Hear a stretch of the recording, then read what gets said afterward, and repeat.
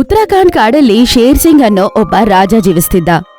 ರಾಜ ಅವನ ಗುಹೆ ಹತ್ರ ಕುತ್ಕೊಂಡು ಮಗನಾದ ಅರ್ಜುನ್ ಅಲ್ಲಿ ಪಕ್ಕದಲ್ಲಿ ಆಟಾಡ್ಕೋತಿರೋದನ್ನ ನೋಡ್ತಾರೆ. ಅರೆ ಮಗನೇ, ಆಡ್ತಾ ಆಡ್ತಾ ಮುಂದಕ್ಕೆ ಹೋಗ್ಬಿಡ್ಬೇಡ, ಅಲ್ಲೇ ಆಡ್ತಾ ಇರು. ಆಯ್ತು ಅಪ್ಪ. ಶೇರ್ ಸಿಂಗಿನ ಸ್ನೇಹಿತೆಯಾದ ರಾಧಾ ಅಲ್ಲಿಗೆ ಬರ್ತಾಳೆ. ಬಾ ರಾಧಾ. ಏನಾಯ್ತು ರಾಜ, ಇವತ್ ನನ್ನ ಬಾ ರಾಧಾ ಅಂತ ಕರಿತಿದ್ದೀರಾ? ಯಾವಾಗ್ಲೂ ನನ್ನ ನೋಡಿದ್ರೆ ಬಾ ಸ್ನೇಹಿತಿ ಅಥವಾ ಬಾ ಡಾರ್ಲಿಂಗ್ ಅಂತಿದ್ದೆ. ಅಸಲಿಗೆ ನಾನು ಇಲ್ಲೇ ಇದ್ದೀನಿ, ಆದ್ರೆ ನನ್ನ ತಲೆ ಬೇರೆ ಎಲ್ಲೋ ಇದೆ. ಏನೋ ಚಿಂತೆ ಮಾಡ್ತಿದ್ದಂಗಿದೆ. ಅದು ಏನು ಅಂತ ಈ ರಾಧಾ ಹತ್ರ ಹೇಳು. ಇವತ್ತು ನನಗೆ ನನ್ನ ಸತ್ತೋಗಿರೋ ಹೆಂಡತಿ ನೆನಪಾಗ್ತಾ ಇದ್ದಾಳೆ. ಅಲ್ಲಿ ನೋಡು, ನನ್ನ ಮಗ ತಾಯಿ ಇಲ್ದೆ ಹೇಗೆ ಒಬ್ಬೊಬ್ನೇ ಆಟಾಡ್ಕೊಳ್ತಾ ಇದ್ದಾನೆ ಅಂತ. ಒಂದು ಮಾತು ಹೇಳ, ನೀನು ಖಂಡಿತವಾಗ್ಲೂ ಇನ್ನೊಂದ್ ಮದ್ವೆ ಮಾಡ್ಕೋಬೇಕು. ನೀನು ಇದೇನಂತ ಹೇಳ್ತಾ ಇದೀಯ ರಾಧಾ? ನಿನ್ನ ಹೆಂಡತಿನ ನೀನು ಎಷ್ಟು ಪ್ರೀತಿಸ್ತೀಯ ಅಂತ ನನ್ಗೆ ಗೊತ್ತು. ಆದ್ರೆ ಈ ಮದ್ವೆ ನಿಂಗೋಸ್ಕರ ಅಲ್ಲ, ನಿನ್ನ ಮಗನಿಗೋಸ್ಕರ. ಅವನಿಗೆ ತಾಯಿ ಪ್ರೀತಿ ತುಂಬಾ ಮುಖ್ಯ. ಬಹುಶಃ ನೀನ್ ಹೇಳ್ತಿರೋದು ಸರಿ ರಾಧಾ, ನಾನು ಇನ್ನೊಂದು ಮದುವೆ ಮಾಡ್ಕೋಬೇಕು. ಸ್ವಲ್ಪ ದಿನದ ನಂತರ ರಾಜ ಒಂದು ಮಗನಿರುವ ಒಂದು ಶೇರಣಿನ ಮದ್ವೆ ಮಾಡ್ಕೊಂಡ್ ಕರ್ಕೊಂಡ್ ಬರ್ತಾನೆ. ನಮ್ಮನ್ನ ನಿಮ್ಮವರಾಗಿಸ್ಕೊಂಡಿದ್ದಕ್ಕೆ ನಿಮಗೆ ತುಂಬಾ ತುಂಬಾ ಧನ್ಯವಾದ ಮಹಾರಾಜ. ನೀನ್ ಅದೇನ್ ಮಾತಾಡ್ತಾ ಇದೀಯ ರಂಬಾ? ಹೇಗೆ ನಿನ್ ಮಗನಿಗೆ ತಂದೆ ಅವಶ್ಯಕತೆ ಇದೆ, ಅದೇ ರೀತಿ ನನ್ನ ಮಗನಿಗೂ ತಾಯಿ ಅವಶ್ಯಕತೆ ಇದೆಯಲ್ಲ. ನೆನ್ಪಿಟ್ಕೋ, ನಾನು ಯಾವುದೇ ಭೇದ ಭಾವ ಮಾಡಲಿಲ್ಲ. ನಿಮ್ಮಂತಹ ತಂದೆ ಸಿಕ್ಕ ವೀರ್ ತುಂಬಾ ಅದೃಷ್ಟವಂತ.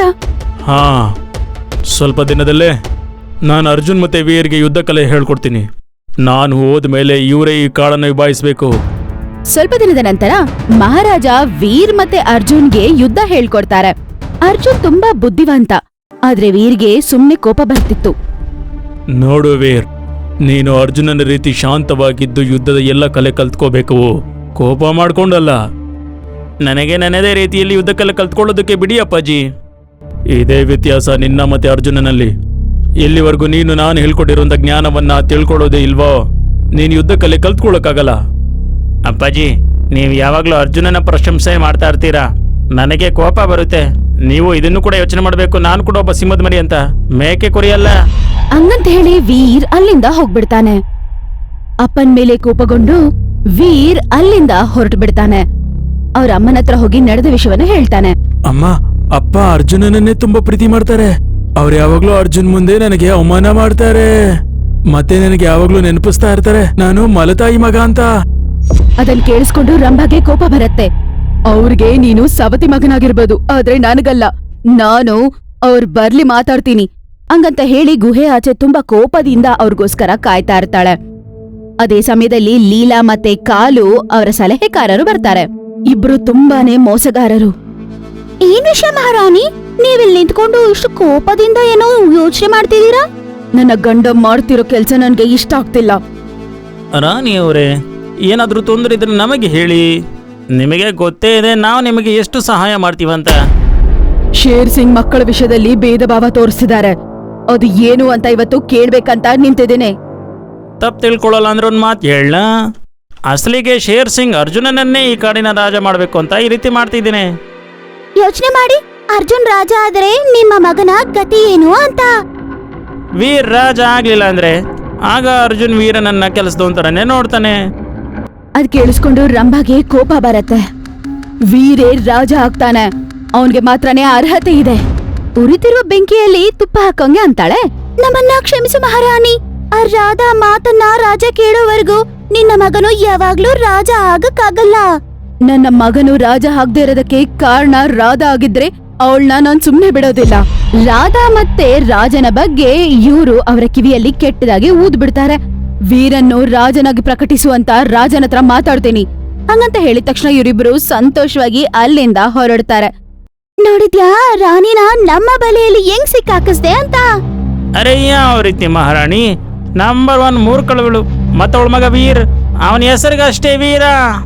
ಶೇರ್ ಸಿಂಗನ ಸ್ನೇಹಿತಿ ಅಂತ ಮೇಕೆ ತುಂಬಾ ಓವರ್ ಆಗಿ ಆಡ್ತಾ ಇತ್ತಲ್ವಾ, ಅವ್ರ ಕುಟುಂಬಕ್ಕೆ ಈಗ ಬೆಂಕಿ ಇಟ್ಟು ಬಂದಿದೀವಿ. ಒಂದ್ ವೇಳೆ ವೀರ್ ರಾಜ ಆಗ್ಲಿಲ್ಲ ಅಂದ್ರೆ ಅಥವಾ ರಾಣಿ ರಾಧಾನ ಸಾಯಿಸಾಕಿದ್ರೆ ಆಗ ಅವರ ಪರಿವಾರದಲ್ಲಿ ಬೆಂಕಿ ಹಾಗೆ ಹತ್ಕೊಳ್ಳುತ್ತೆ. ಅವ್ರು ಸಾಯ್ತಾರೆ, ಮತ್ತೆ ನಾವೇ ರಾಜ ಆಗ್ತೀವಿ. ಈ ರಾಜ್ಯ ನಾವೇ ಪಾಲಿಸ್ತೀವಿ. ಹಂಗಂತೇಳಿ ಸಂತೋಷವಾಗಿ ಇಬ್ರು ಅಲ್ಲಿಂದ ಹೊರಡ್ತಾರೆ. ಸಾಯಂಕಾಲ ರಾಜ ಮನೆಗ್ ಬರ್ತಾನೆ. ರಾಣಿ ಕೋಪದಿಂದ ರಾಜುಗೋಸ್ಕರ ವೇಟ್ ಮಾಡ್ತಿರ್ತಾಳೆ. ಏನಾಯ್ತ್ರಿ, ನನ್ ಮಗನಂದ್ರೆ ನಿಮ್ಗೆ ಅಷ್ಟು ಕೇವಲನಾ? ಅವನನ್ನ ಬೇಕಂತಾನೆ ಅವಮಾನ ಮಾಡ್ತಿದ್ದೀರಾ ನಿಮ್ಮ ಮಗನ ಮುಂದೆ? ನೀನ್ ಅದೇನು ಹೇಳ್ತಾ ಇದೀಯಾ ರಂಬಾ? ನಿನ್ನ ಬುದ್ಧಿಗೆ ಈ ರೀತಿ ಆಲೋಚನೆ ಹೇಗ್ ಬಂತು? ಅವರಿಬ್ರು ನನ್ನ ಮಕ್ಕಳೇನೆ, ನಾನು ಭೇದ ಭಾವ ಮಾಡೋದಿಲ್ಲ. ಇಲ್ಲ, ನಿಮ್ಮ ಮಗನಾದ ಅರ್ಜುನ್ ಅಂದ್ರೇನೆ ನಿಮ್ಗೆ ತುಂಬಾ ಇಷ್ಟ. ನನ್ನ ಮಗನನ್ನು ಯಾವಾಗ್ಲೂ ದ್ವೇಷಿಸ್ತೀರಾ. ಈ ರೀತಿ ನಿನ್ಗೆ ಯಾರು ಹೇಳಿದ್ದು? ನನಗೆ ಗೊತ್ತು. ಇವಾಗ್ಲೂ ಆ ಮೇಕೆಯ ಸಲಹೆ ಮಾತ್ರ ತಗೋತೀರಾ? ಈ ಶೇರಿಣಿಯ ಸಲಹೆ ಯಾವಾಗಾದ್ರೂ ಕೇಳಿದೀರಾ? ಅರೆ ವೀರ್ ಇನ್ನೂ ಚಿಕ್ಕ ಹುಡುಗ, ನಾನು ಅವನ ಹತ್ರ ಏನ್ ಸಲಹೆ ತಗೊಳ್ಳೋದು? ಮೇಕೆಯ ಸಲಹೆ ತಗೊಳ್ಳೋ ನೀವು ನನ್ನ ಸಲಹೆ ಕೇಳಕ್ಕೇನ್ರಿ?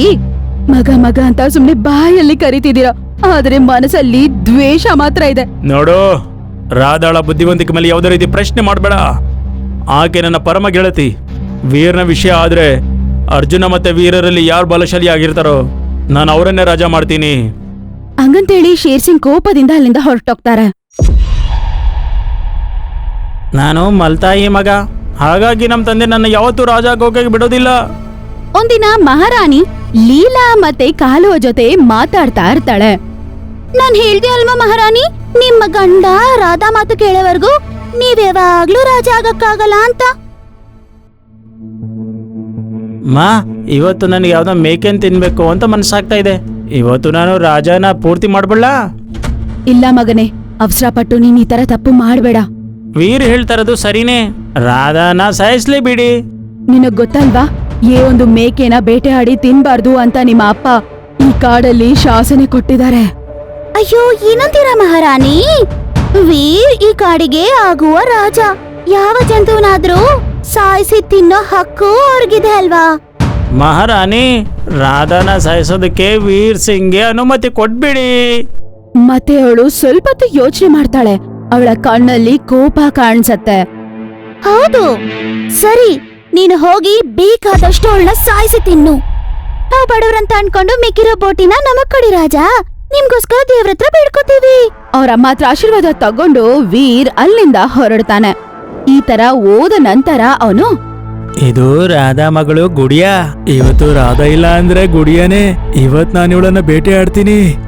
ಹಂಗಂತ ಹೇಳಿ ವೀರ್ ಸಿಂಗ್ ಗುಡಿಯಾನ ಸಾಯಿಸ್ತಾನೆ. ಆಮೇಲೆ ಚೆನ್ನಾಗಿ ಅವನು ತಿಂತಾನೆ. ಸಾಯಂಕಾಲ ಅದರ ಮಗು ಬರ್ದೇ ಇರೋ ಕಾರಣದಿಂದ ಗುಡಿಯ ಮಗುಗೋಸ್ಕರ ಹುಡುಕೊಂಡು ಹೋಗುತ್ತೆ. ಆಣೆ ಅಣ್ಣ, ನನ್ನ ಮಗುನ ಎಲ್ಲಾದ್ರೂ ನೀವು ನೋಡಿದ್ರಾ? ರಾಧಾ ತಂಗಿ, ಇನ್ಮೇಲೆ ಗುಡಿಯ ಯಾವತ್ತೂ ವಾಪಸ್ ಬರೋದಿಲ್ಲ. ನೀವೇನ್ ಹೇಳ್ತಿದ್ದೀರಾ ಅಣ್ಣ? ರಾಧಾ ತಂಗಿ, ನಿಮ್ ಗುಡಿಯನ ವೀರ್ ಸಿಂಗ್ ಸಾಯಿಸ್ಬಿಟ್ಟ. ಅದನ್ ಕೇಳಿಸ್ಕೊಂಡು ರಾಧಾ ತುಂಬಾ ಅಳ್ತಾಳೆ. ತಕ್ಷಣ ರಾಜನ ಬಳಿ ಅವಳು ಹೋಗಿ ಹೇಳ್ತಾಳೆ, ಮಹಾರಾಜ, ರಕ್ಷಣೆ ಕೊಡೋರೆ ಈ ತರ ಪ್ರಾಣ ತೆಗೆದ್ರೆ ನಾವೇನ್ ಮಾಡೋದ್ ಹೇಳಿ? ಇದೇನ್ ಹೇಳ್ತಾ ಇದೀಯ ರಾಧಾ? ಯಾರು ಭಕ್ಷಕ ಮತ್ತೆ ಯಾರನ್ನ ಹೊಡೆದಿದ್ದು? ಆದ್ರೂ ಕೂಡ ನಿಮ್ಮ ಮಗನ ನನ್ ಮಗಳನ್ನ ಸಾಯಿಸಿದಾನೆ. ಈ ರೀತಿ ಆಗೋಕೆ ಚಾನ್ಸ್ ಇಲ್ಲ. ನಮ್ಮ ರಾಜ್ಯದಲ್ಲಿ ಮೇಕನ ಹೊಡೆಯೋಕೆ ಅನುಮತಿ ಇಲ್ಲ. ಆದ್ರೂ ಕೂಡ ನಿಮ್ಮ ಮಗ ನನ್ನ ಗುಡಿಯನ್ನ ಸಾಯಿಸಿದಾನಲ್ವಾ? ಅದನ್ ಕೇಳಿಸ್ಕೊಂಡು ರಾಜನಿಗೆ ಕೋಪ ಬರುತ್ತೆ. ತಕ್ಷಣ ಆ ದಿನಾನೇ ಸಭೆಗೆ ಕರೀತಾನೆ. ವೀರ್ ಸಿಂಗ್, ನೀನು ಗುಡಿಯನ ಸಾಯಿಸಿದ್ಯಾ? ನಾನ್ ನಿನ್ನ ಹತ್ರನೇ ಕೇಳ್ತಾ ಇರೋದು, ನೀನು ಗುಡಿಯನ ಸಾಯಿಸಿದ್ಯಾ? ನನ್ನ ಮಗ ಈ ಕಾಡಿಗೆ ಆಗುವ ರಾಜ. ಇವನ್ ಯಾರನ್ನಾದ್ರೂ ಸಾಯಿಸ್ಕೊಂಡ್ ತಿನ್ಬೋದಲ್ವಾ? ಇಲ್ಲ, ತನ್ನ ಪ್ರಜೆಗಳ ನೋವನ್ನು ಅರ್ಥ ಮಾಡ್ಕೊಳ್ದೇ ಇರೋನು ರಾಜನಾಗುವುದಕ್ಕೆ ಅನರ್ಹನು. ಶೇರ್ ಸಿಂಗ್ ಶಿಕ್ಷೆ ವಿಧಿಸ್ತಾನೆ. ಅಪರಾಧಿ ನನ್ನ ಮಗನಾದ್ರೆ ಏನಾಯ್ತು? ಅವನು ನಿಯಮ ಮುರಿದಿದ್ದಾನೆ, ಹಾಗಾಗಿ ಅವನಿಗೆ ಶಿಕ್ಷೆ ಸಿಕ್ಕೇ ಸಿಗುತ್ತೆ. ನಾನು ಅಪರಾಧಿ ವೀರ್ ಸಿಂಗ್ಗೆ 1 ವರ್ಷಗಳ ಕಾಲ ಕಾಡಿನಿಂದ ಹೊರಗಡೆ ಹೋಗ ಕೇಳ್ತಾ ಇದ್ದೀನಿ. ಅದನ್ ಕೇಳಿಸ್ಕೊಂಡು ರಾಧಾಗೆ ತುಂಬಾ ಕೋಪ ಬರುತ್ತೆ. ಇದು ತುಂಬಾ ಅನ್ಯಾಯ. ನನ್ನ ಮಗನ ಬಳಿ ಯಾವಾಗ್ಲೂ ನೀವು ಸವತಿ ತಂದೆ ತರ ನಡ್ಕೋತೀರಾ. ನೀವು ಮಾಡೋದು ತಪ್ಪು. ರಾಜ ಯಾರಾಗ್ತಾರ ನಾನ್ ನೋಡ್ತೀನಿ. ರಂಭಾ ಕೋಪದಿಂದ ಸಭೆನ ಬಿಟ್ಟು ಅಲ್ಲಿಂದ ಹೊರಡ್ತಾಳೆ. ಕಾಲು ಮತ್ತೆ ಲೀಲಾ, ನೀವಿಬ್ರು ವೀರ್ ಸಿಂಗ್ ನ ಪಕ್ಕದ ಕಾಡಿಗೆ ಬಿಟ್ಟು ಬನ್ನಿ. ದುಷ್ಟಕಾಲು ಮತ್ತೆ ಲೀಲಾ ಅವರ ಕಪಟ ಲೀಲೆಗಳನ್ನ ಶುರು ಮಾಡ್ತಾರೆ. ನಾನ್ ನಿಮಗೆ ಮುಂಚೆನೆ ಹೇಳಿದೆ, ಇದು ನೀವು ರಾಜನಾಗ್ಬಾರ್ದು ಅಂತ ಮಾಡಿರೋಂತ ಯೋಜನೆ. ನೀವೇ ರಾಜ ಆಗಿದ್ರೆ ನಿಜವಾಗ್ಲೂ ನಾನೇ ನಿನ್ನ ಮದ್ವೆ ಆಗ್ತಿದ್ದೆ. ಆದ್ರೆ ಇವಾಗ ಸಾಧ್ಯ ಇಲ್ಲ. ನೀವೆಂಗೂ ರಾಜ ಆಗಲ್ಲ ಅಲ್ವಾ? ನರಿಬಾಯಿಂದ ಈ ಮಾತು ಕೇಳೋಷ್ಟೊತ್ತಿಗೆ ರಾಜನಿಗೆ ಕೋಪ ಬಂದ್ಬಿಡುತ್ತೆ. ನಾನ್ ಮದುವೆ ಮಾಡ್ಕೊಳಕ್ ಅವಸರ ಇಲ್ಲ. ನನಗೆ ಇದನ್ನೇ ಹೇಳಿ ಮುಂದೆ ನಾವು ಏನ್ ಮಾಡ್ಬೇಕು ಅಂತ. ಈಗ ನೀವು ನಿಮ್ಮ ಸೇನೆಯನ್ನ ಮಾಡಬೇಕು. ನಿಮ್ದೇ ಆದ ಸೈನ್ಯವನ್ನು ತಯಾರು ಮಾಡಿ ಮತ್ತೆ ನಿಮ್ಮ ಅಪ್ಪನ ಜೊತೆ ಯುದ್ಧ ಮಾಡಿ. ಆದ್ರೆ ಅವ್ರು ನನ್ನ ತಂದೆ. ಹೆಸರಿಗಷ್ಟೇ ತಂದೆ ಮತ್ತೆ ಮಗ, ಹೊಡೆದಾಡ್ಬೇಕು. ಮಾರನೇ ದಿನದಿಂದ ಅವ್ರದೇ ಆದ ಸೈನ್ಯವನ್ನು ತಯಾರು ಮಾಡ್ತಾರೆ. ಆಮೇಲೆ ಅವ್ರ ಅಪ್ಪನ ಜೊತೆನೆ ಯುದ್ಧಕ್ಕೆ ಅವನು ತಯಾರಾಗ್ತಾನೆ. ಅವರಪ್ಪ ಎಷ್ಟೇ ಹೇಳ್ತಾನೆ ಆದ್ರೂ ಅವರು ಕೇಳಲ್ಲ. ಯುದ್ಧಕ್ಕೆ ತಯಾರಾಗೇ ಇರ್ತೀನಿ ಅಂತ ಅಂತಾನೆ. ಆಮೇಲೆ ರಾಜು ಕೂಡ ಯುದ್ಧ ಮಾಡೋಣ ಅಂತ ತಯಾರಾಗಿರ್ತಾರೆ. ಮಗನೇ, ಯುದ್ಧದಿಂದ ಏನೂ ಸಿಗೋದಿಲ್ಲ, ಆತರದಿಂದ ಕಳ್ಕೋಬೇಕಾಗುತ್ತಷ್ಟೇ. ನೀವೆಲ್ಲ ಕಳ್ಕೊಳ್ತೀರಾ, ನನಗೆ ರಾಜ್ಯ ಸಿಗುತ್ತೆ. ನೀನು ಗೆದ್ರೆ ರಾಜ್ಯ ಸಿಗುತ್ತೆ, ಆದ್ರೆ ತಂದೆನೇ ಕಳ್ಕೊಳ್ತೀಯ. ಯಾಕೆ ಸೋಲ್ತೀನಿ ಅಂತ ಭಯ ಆಗ್ತಾ ಇದೆಯಾ? ಇಲ್ಲ ಮಗನೇ, ನನಗೆ ನನ್ನ ಗೆಲುವಿನಿಂದ ಭಯ ಆಗುತ್ತೆ. ಒಂದ್ ವೇಳೆ ನಾನು ಗೆದ್ರೆ ಮಗನನ್ನ ಕಳ್ಕೊಳ್ತೀನಿ, ನನಗೆ ಇದು ಭಯ ಆಗ್ತಾ ಇದೆ. ಒಂದ್ ವೇಳೆ ಸಿಂಹ ಆದರೆ ಸಿಂಹದ ಮಾತಾಡು. ಮೇಕೆ ಜೊತೆ ಎತ್ಕೊಂಡು ನೀವು ಮೇಕೆ ತರನೇ ಮಾತಾಡ್ತಾ ಇದ್ದೀರಲ್ಲ ಶೇರ್ ಸಿಂಗ್. ಅದನ್ ಕೇಳಿಸ್ಕೊಂಡು ಶೇರ್ ಸಿಂಗ್ಗೆ ಕೋಪ ಬರತ್ತೆ. ಮತ್ತೆ ಯುದ್ಧನೂ ಶುರು ಆಗತ್ತೆ. ಶೇರ್ ಸಿಂಗ್ ಯುದ್ಧದಲ್ಲಿ ಗೆಲ್ತಾನಂತ ಅವನಿಗೆ ಗೊತ್ತು. ವೀರ್ ಸೋತೋಗ್ತಾನೆ ಅಂತ ಅವ್ರಿಗೆ ಗೊತ್ತಾಗಿದ ತಕ್ಷಣ ವೀರ್ ಹತ್ರನೇ ಸೋತೋಗಕ್ಕೆ ಅವ್ರು ತಯಾರಾಗಿರ್ತಾರೆ. ವೀರ್ ಹತ್ರನೇ ಅವ್ರು ಸೋತೋಗ್ತಾರೆ.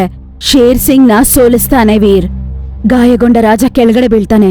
ಅಷ್ಟರಲ್ಲೇ ಅರ್ಜುನ್ ಅಲ್ಲಿಗೆ ಬರ್ತಾನೆ. ಅಪ್ಪ, ಇವನ್ ನಿಮ್ಮ ಮೇಲೆ ಯುದ್ಧ ಮಾಡ್ದ, ಆದ್ರೆ ನೀವು ಯಾಕೆ ಪ್ರತೀಕಾರವನ್ನು ತೋರಿಸ್ಲಿಲ್ಲ? ನೀವು ವೀರ್ ಸಿಂಗ್ ಮೇಲೆ ಯಾಕೆ ಯುದ್ಧ ಮಾಡಲಿಲ್ಲ? ಯಾಕಂದ್ರೆ ಇವನು ನನ್ನ ಮಗ, ಅವನೇ ಖುದ್ದಾಗಿ ಮಲ್ತಾಯಿ ಮಗ ಅನ್ಕೊಂಡಿದ್ದಾನೆ. ಆದರೆ ನಾನು ಇವನನ್ನ ಮಗ ಅಂತಾನೆ ಅನ್ಕೊಂಡಿದ್ದೀನಿ. ಮಹಾರಾಜ, ನೀವ್ ಏನ್ ಕೆಲ್ಸ ಮಾಡಿದ್ರ? ಶೇರ್ನಿ, ಅರ್ಜುನ್ ಮತ್ತೆ ವೀರ್ ನನ್ನ ಇಬ್ಬರು ಮಕ್ಕಳೇ. ನಾನಿಬ್ಬರನ್ನು ತುಂಬಾನೇ ಪ್ರೀತಿಸ್ತೀನಿ. ಇದನ್ನು ಸಾಬೀತು ಮಾಡೋದಕ್ಕೆ ನಾನು ಸಾಯೋದನ್ನ ಬಿಟ್ಟು ಬೇರೆ ಯಾವ ದಾರಿ ಸಿಗ್ಲಿಲ್ಲ. ಅದನ್ ಕೇಳಿಸ್ಕೊಂಡು ವೀರ್ ಸಿಂಗ್ ಯೋಚನೆಗೊಳಗಾಗ್ತಾನೆ. ಮಗನೇ ವೀರ್, ನಾನು ನನ್ನ ಮಗನನ್ನ ಎಷ್ಟು ಪ್ರೀತಿಸ್ತೀನೋ ಅಷ್ಟೇ ನಿನ್ನೂ ಪ್ರೀತಿಸ್ತೀನಿ.